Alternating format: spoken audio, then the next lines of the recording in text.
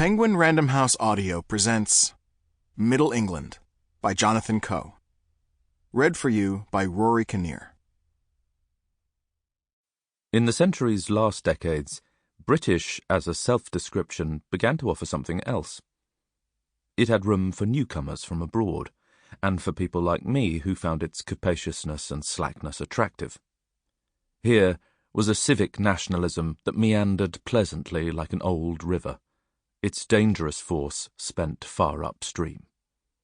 Ian Jack, Guardian, 22nd of October 2016. 1. April 2010. The funeral was over. The reception was starting to fizzle out. Benjamin decided it was time to go. "Dad," he said, "I think I'm going to make a move." "Good," said Colin. "I'll come with you." They headed for the door and managed to escape without saying any goodbyes. The village street was deserted, silent in the late sunshine.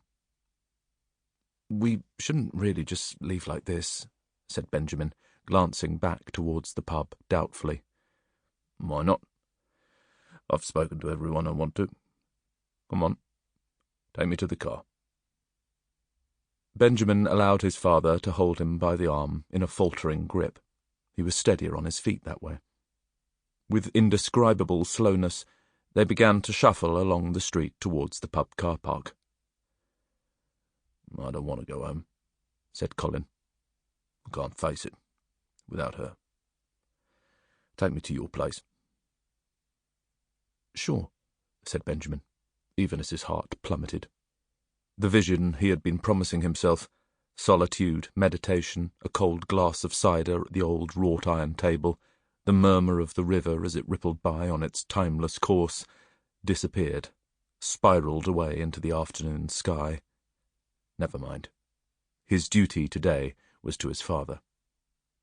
"Would you like to stay the night?" "Yes, I would," said Colin, but he didn't say thank you. He rarely did these days. The traffic was heavy, and the drive to Benjamin's house took almost an hour and a half. They drove through the heart of Middle England, more or less following the course of the River Severn, through the towns of Bridgnorth, Alveley, Quat, Much Wenlock, and Cressidge, a placid, unmemorable journey where the only punctuation marks were petrol stations, pubs, and garden centres, while brown heritage signs dangled the more distant temptations of wildlife centres, National Trust houses, and arboretums in front of the bored traveller. The entrance to each village was marked not only by the sign announcing its name, but by a flashing reminder of the speed at which Benjamin was driving, and a warning notice telling him to slow down. "They're a nightmare, aren't they, these speed traps?" Colin said. "Buggers are out to get money from you every step of the way." "Prevents accidents, I suppose," said Benjamin. His father grunted sceptically. Benjamin turned on the radio, tuned as usual to Radio 3.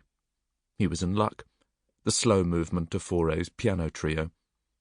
The melancholy, unassuming contours of the melody not only seemed a fitting accompaniment to the memories of his mother that were filling his mind today, and presumably Colin's, but also seemed to mirror, in sound, the gentle curves of the road, and even the muted greens of the landscape through which it carried them. The fact that the music was recognisably French made no difference. There was a commonality here, a shared spirit. Benjamin felt utterly at home in this music. "Turn that racket off, can't you?" Colin said. "Can't we listen to the news?" Benjamin let the last 30 or 40 seconds of the movement play out, then switched to Radio 4. It was the PM programme, and immediately they were plunged into a familiar world of gladiatorial combat between interviewer and politician. In 1 week's time there would be a general election. Colin would vote Conservative, as he had done in every British election since 1950, and Benjamin, as usual, was undecided, except in the sense that he had decided not to vote. Nothing they were likely to hear on the radio in the next 7 days would make any difference. Today's big story seemed to be that the Prime Minister, Gordon Brown, fighting for re-election, had been caught on microphone describing a potential supporter as a sort of bigoted woman, and the media were making the most of it. "The Prime Minister has shown his true colours," a Conservative MP was saying, gleefully. "Anyone who expresses these legitimate concerns is simply a bigot, in his view, and that's why we can never have a serious debate about immigration in this country. But isn't it true that Mr. Cameron, your own leader, is every bit as reluctant?" Benjamin turned the radio off without explanation. For a while they drove in silence. "She couldn't stand politicians," Colin said, bringing some subterranean train of thought to the surface and not needing to specify who he meant by she. He spoke in a low voice, thick with regret and repressed emotion. "Thought they were all as bad as each other. All on the fiddle, every one of them. Fiddling their expenses, not declaring their interests, holding down half a dozen jobs on the side." Benjamin nodded, while remembering that in fact it was Colin himself, not his late wife, who was obsessed with the venality of politicians. It was one of the few subjects on which this habitually taciturn man could become talkative, and perhaps it would be better to let this happen now, to stop him from being distressed by more painful thoughts. But Benjamin rebelled against the idea. Today they had bid farewell to his mother, and he wasn't going to let the sanctity of that occasion be tarnished by one of his father's rants. "What I always liked about Mum, though," he said, by way of diversion, "was that she never sounded bitter about stuff like that. You know, if she disapproved of something, it didn't make her angry, it just made her sort of sad." "Yes, she was a gentle soul," Colin agreed. "One of the best."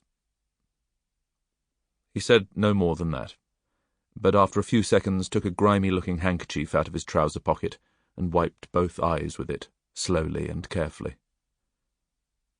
"It's going to be weird for you," said Benjamin, "being by yourself. But I know you'll manage. I'm sure of it." Colin stared into space. 55 years we were together. "I know, Dad. It's going to be tough. But Lois will be close by a lot of the time. And I'm not far away, either. Not really." They drove on.